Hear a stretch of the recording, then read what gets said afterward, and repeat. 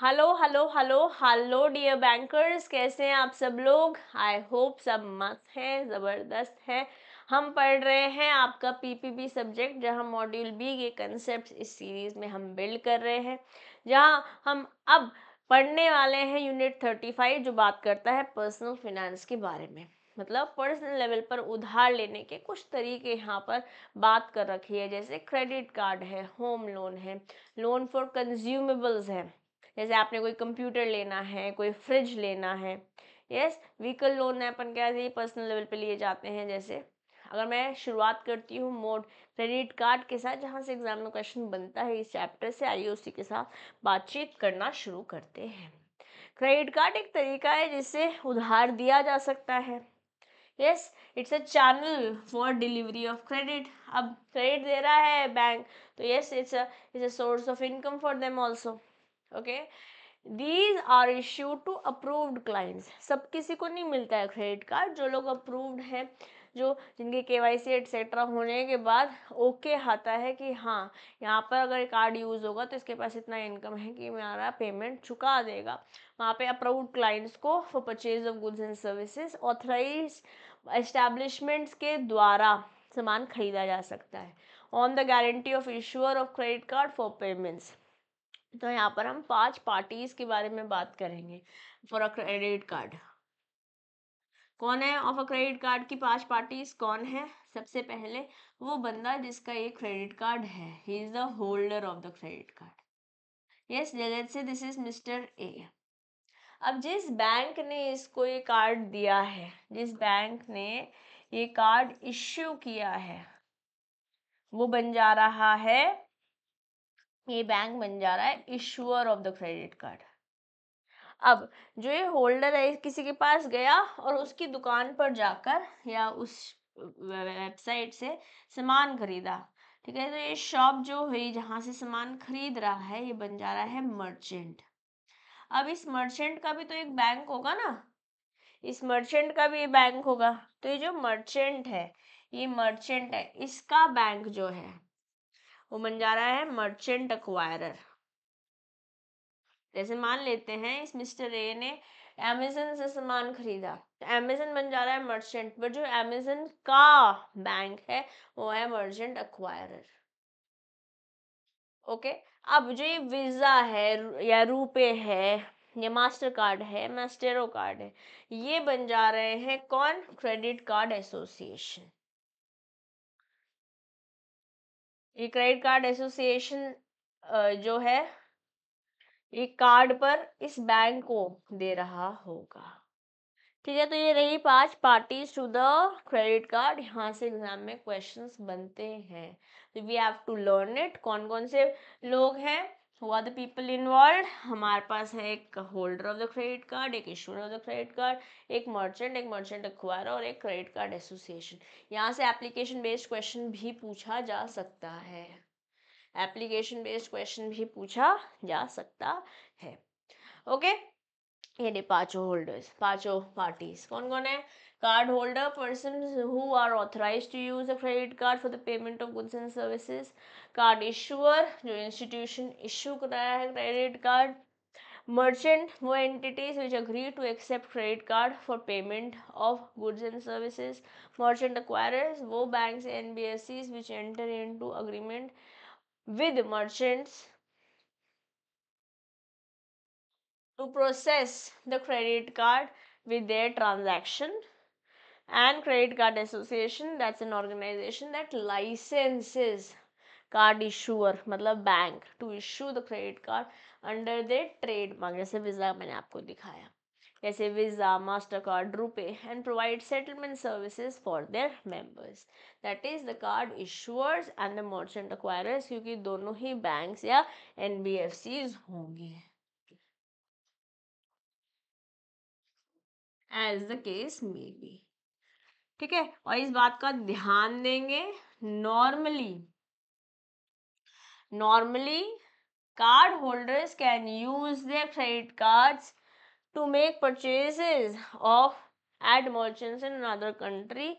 जैसे I remember 2016 में I went to Malaysia और कुछ और उस समय छुट्टियों का टाइम था, तो रिंगेट नहीं मिल पा रहे थे। I used to live in Pune that time.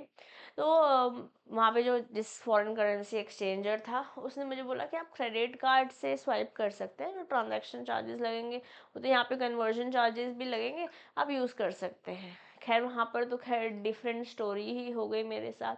मैं लेबर डे था 1 मैं एयरपोर्ट पे उतरी। सिम तो तब लूँगी ना जब मेरे पास वहाँ की करेंसी होगी, रिंगेट चाहिए था मुझे।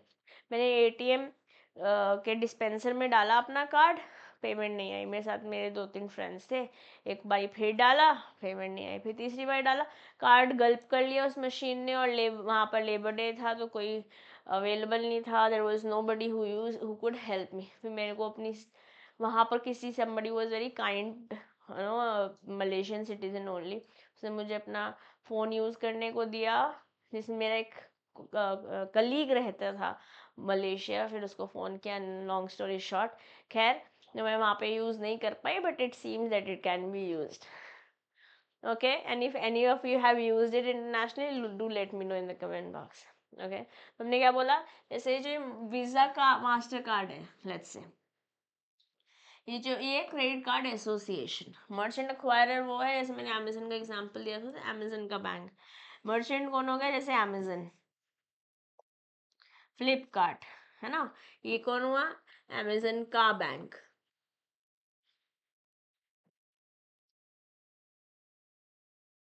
ये सर्विस प्रोवाइड कर रहा। कार्ड इशूअर कौन है? इस होल्डर का बैंक। ये तो होल्डर हुआ, इसका बैंक इस कार्ड इशूअर। और इस कार्ड इशूअर को इससे अप्रूवल मिलेगी कि इसका ट्रेडमार्क, अप्रूवल या लाइसेंस बोल लो,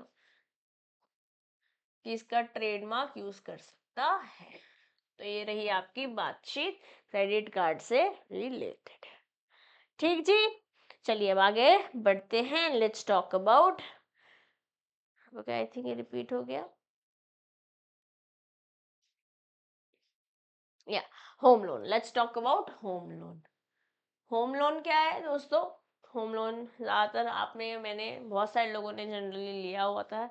यहाँ पर हम अपना होम मॉर्गेज कर ले रहे हैं लोन लेने के लिए। जब सारा चुका देंगे तो हमारे नाम पे कागजात आ जाएंगे। यस। टारगेट ग्रुप कौन है? वो सब लोग जो सैलरीड हैं, या प्रोफेशनल्स हैं, या सेल्फ एम्प्लॉयड है, या बिजनेसमैन है, क्योंकि सभी को तो घर चाहिए। ओके, और होम लोन रेजिडेंट्स को तो होता ही है, एनआरआईज को भी होता है, और ये है आपके लिए इम्पोर्टेंट। यहाँ से एमसीक्यू पूछा जा सकता है। स्टेटमेंट दे देंगे ट्रू फॉल्स, 3-4 स्टेटमेंट में से एक स्टेटमेंट होगी that personal loan is, sorry, home loan is only given to residents and not to NRIs। और 3-4 स्टेटमेंट के बाद इसके कोड बन रखे होंगे ABCD में, कि 1 और 2 सही है, 2 और 3 सही है, 1 2 3 सही है। वहाँ हो जाएगी कन्फ्यूजन अगर आपको ये कंसेप्ट क्लियर नहीं होगा तो ये इम्पॉर्टेंट है। पर्पस क्या है?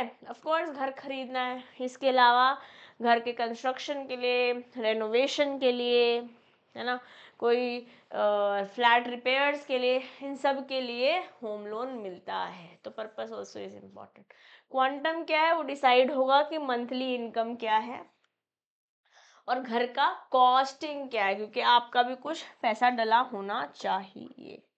ओके, एज जैसे मान लेते हैं मेरी एज है 40 ईयर्स, और मैं रिटायर हो जाऊंगी 60 पे, तो 20 ईयर्स से ज़्यादा मुझे लोन देना बैंक प्रेफर नहीं करेगा। फिर रिटायरमेंट के बाद मेरी इनकम नहीं होगी तो मैं ईएमआई कैसे दूंगी?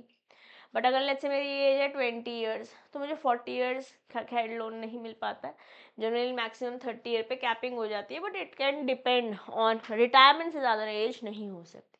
Banks fix the lower and the upper as limits taking into consideration the remaining period of service. जैसे कि मैंने आपके अपने रिटायरमेंट का आपको एग्जांपल दिया, specially for salaried class and income earning capacity, बाकी सब सेगमेंट्स में जो वो उससे डिसाइड होगा कि कितने समय के लिए लोन दिया जाएगा। आप में से कुछ हो सकता है हाउस लोन डिपार्टमेंट के ही हो, तो आप में हो सकता है प्रैक्टिकली मेरे से ज़्यादा जानते हो।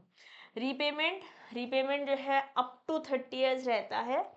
Okay, 30 years, but will not ordinarily extend beyond a person's age of retirement if he or she is employed or reaching 70 years of age, whichever is earlier। Okay, business के केस में 70 years भी हो सकता है, but salaried में 60 years रहेगा। तो 30 years और 60 ईयर्स, 30 ईयर्स और retirement age which ever is happening earlier, क्योंकि बैंक अपने आप को सेफ रखना चाहे। ट्रैक रिकॉर्ड, ऑफ कोर्स जब पैसे दे रहा है बैंक, वो चेक करेगा आपकी credit history, credit score from CIC। जैसे मैं अपने बारे में बात करूँ तो लास्ट ईयर 2023 में हमने घर लिया, तो हमने होम लोन लिया। उस होम लोन प्रोसेस में मतलब इतनी डेप्थ में चेकिंग हुई, मुझे एक्चुअली में ऑन ग्राउंड समझ में आया। 2021 में हमारी डॉटर हुई थी और हमारा कैशलेस इंश्योरेंस नहीं था, जो पेमेंट कार्ड इसको हॉस्पिटल को होनी थी, तो उन्होंने हमारे से PDC ले लिया था। ओके, और जब PDC लिया तो उन्होंने कुछ एक्नॉलेजमेंट किया था, लगभग कुछ पैसे इंश्योरेंस से आना था। I was working that time in Vedantu, तो पेमेंट वहाँ से आनी थी, मतलब इंश्योरेंस कंपनी से। कुछ लगभग 90,000 का पेमेंट था, जिसमें से 43,000 का रिम्बर्समेंट होना था। तो जो ये बाकी पैसे थे जिसके लिए हमारे से PDC लिया गया था, उस पर उन्होंने क्लियर नहीं किया होगा ये डॉक्यूमेंट पे क्या चढ़ा होगा। तो जब तक मैंने अपने हॉस्पिटल बात, तो हमें समझ नहीं आ रहा हमने कौन सा लोन ले रखा है, वो भी 40,000 रुपये का। ओके, अब 40,000 रुपये का लोन क्यों लूँगी मैं, ये क्वेश्चन। और 2021 में ले रखा है। फिर हमने वो पूछा कि कौन से मंथ में ले रखा है, 2021 अक्टूबर, उसमें तो हमारी डॉक्टर हुई थी। फिर ऐसे ऐसे ज्वाइनिंग डॉट करके हम हॉस्पिटल पहुँचे, वहाँ से हमने NOC लिया और उसके बाद हमारा लोन डिसबर्स हुआ। यस, इतनी ज़्यादा प्रॉपर ट्रैकिंग होती है। Yes, a good repayment record would help in getting loan on competitive terms। या फिर आपको रेट अकॉर्डिंगली अच्छे मिल पाते हैं। सिक्योरिटी मॉर्गेज क्रिएट हो जाती है, ये इमूवेबल प्रॉपर्टी है, चाहे परचेज हो रहा हो, कंस्ट्रक्शन हो रहा हो। Okay, if the income of the spouse is taken for arriving at the quantum of loan, तो उसको को बोरोवर बोल देते हैं या गारंटर जैसे ले लेते हैं। ऑल्सो मान लेते हैं प्रॉपर्टी पे मेरा नाम भी है, तो मेरे नाम पे भी लोन हो गया है। Yes, another person as a, if the property is in joint name with another person, that person is also added as a co-borrower। Loan मैंने नहीं, मेरे हस्बैंड ने लिया था, बट उसके बावजूद क्योंकि प्रॉपर्टी में मेरे और मेरे हस्बैंड दोनों के नाम पे है, तो मैं भी एक तरीके से को-बोरोअर हो गई। ओके, इंटरेस्ट डिपेंड करेगा क्या रेट बैंक चार्ज कर रहा है, फिक्स भी हो सकता है, फ्लोटिंग भी हो सकता है। ये तो टर्म्स एंड कंडीशन जिस तरीके से बैंक के साथ मेरे हुए होंगे उसके, या जिसने लोन लिया है उस पर डिपेंड करेगा। ओके, अब ये इम्पॉर्टेंट है, यहाँ से question in one of the attempts बना है, हम पूरी कोशिश करेंगे कि हम इसको लर्न कर पाएँ। ओके, अगर कोई इंडिविजुअल लोन ले रहा है तो LTV रेशियो कितना होगा। अगर 30 लाख तक का लोन ले रहे हो तो 80% तक का आपको इस 30 लाख का 80% लोन मिल जाएगा। 30 का 80% इज 24 लाख, 24 लाख तक का लोन मिल जाएगा। रिस्क रेट यहाँ पे 35% है। ओके, और अगर 80 to 90% लोन मिल रहा है तो रिस्क वेट यहाँ पे 50% का रिस्क वेट रह रहा है। 30 लाख से 75 लाख है, 80% तक का लोन यहाँ पर भी मिल जा रहा है। ओके, तो मतलब जैसे मान लेते हैं 75 लाख का लोन है और यहाँ पे आपको 80% लोन मिल जाएगा, तो सॉरी 75 लाख का लोन है और 80% अगर पैसे मिल रहा है तो 60 लाख पे तो बैंक ही दे देगा, बाकी 15 आपको खुद देने होंगे। ओके, और 75 लाख के ऊपर का लोन है तो सिर्फ 75% ही लोन मिलता है। तो 75 से ऊपर का लेट्स से 80 लाख का लोन है फॉर एग्जाम्पल, इसमें हम अपन को 75% ही लोन मिलेगा, तो वहाँ भी 60% है, तो 20 लाख आपको अपनी जेब से डालने होंगे। ओके, अब CRE-RH में ये एप्लीकेबल नहीं है LTV। द रिस्क वेट जो है वो डिपेंड करेगा सैंक्शन ये डिपेंड करेगा सैंक्शन ऑन और after 16 October 2020 up to March 31, 2022। यहाँ पे LTV रिवाइज कर रखा है हमारे पास, खैर यही स्क्रीन पर भी दिख रहा है। ये लर्न करने की हमको पूरी कोशिश करनी है। ओके, इसके अलावा कुछ और लोन्स भी हैं, जैसे कंज्यूमेबल्स के लिए इसमें बताया, आपने कोई कंप्यूटर लिया, कोई स्टूडेंट है उसने एजुकेशन लोन लिया। यहाँ पे मैं एक बात बताना चाहूँगी। ओके, जैसे let me just quickly show it to you. मान लेते हैं एजुकेशन लोन के बारे में बात करते हैं, तो एजुकेशन लोन से हमारे पास कुछ मार्जिन बेस्ड क्वेश्चंस पहले बने हैं कि अगर कोई इंडिविजुअल लोन लेता है, लोन ले रहा है एजुकेशन लोन, तो उसे कितना मार्जिन मेंटेन करना है।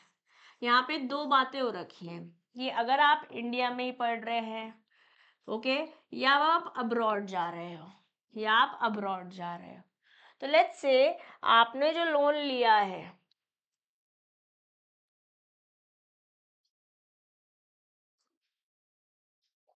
जो लोन लिया है वो अमाउंट है लेस देन 4 लाख रुपीज, तो यहाँ पर भी कुछ मार्जिन की जरूरत नहीं है, यहाँ पे भी कुछ मार्जिन की जरूरत नहीं है, नो मार्जिन। और यहाँ से क्वेश्चन बना है कि आपने 3 लाख का लोन लिया है, कितना मार्जिन मेंटेन करना है, nothing, it is not applicable.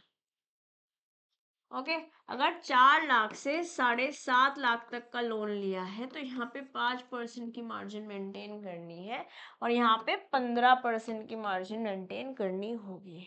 But अगर यही लोन 7.5 लाख से ऊपर चला जाता है तो यहाँ पे बैंक डिसाइड करेगा, एंड सो विल हेयर, और यहाँ पर भी सेम, यहाँ पर भी सेम, यहाँ पे कंफ्यूज नहीं हो जाए, 15% नहीं कर दो तो यहाँ पे मैं सेम लिख देती हूँ, बैंक ही डिसाइड करेगा यहाँ पर। ओके, ये टेबल से आप लगा के चलिए, ऑलमोस्ट हर अटेम्प्ट में कुछ एक आध क्वेश्चन दिखा है हमें, तो ये भी वेरी इंपॉर्टेंट है। ओके, अब व्हीकल लोन के बारे में बात करते हैं, let's also talk about vehicle loan. वैसे इनके बारे में थोड़ी बहुत बातें हम यूनिट 29 और 30 में, सॉरी यूनिट 39 एंड 40 में भी करेंगे, बट व्हीकल लोन के बारे में बात करते हैं तो सेकेंड हैंड में भी और फ्रेश व्हीकल्स में भी आपको लोन मिलते हैं। जो सेकेंड हैंड व्हीकल्स होते हैं, हाँ एनबीएफसी जनरली काम करती है।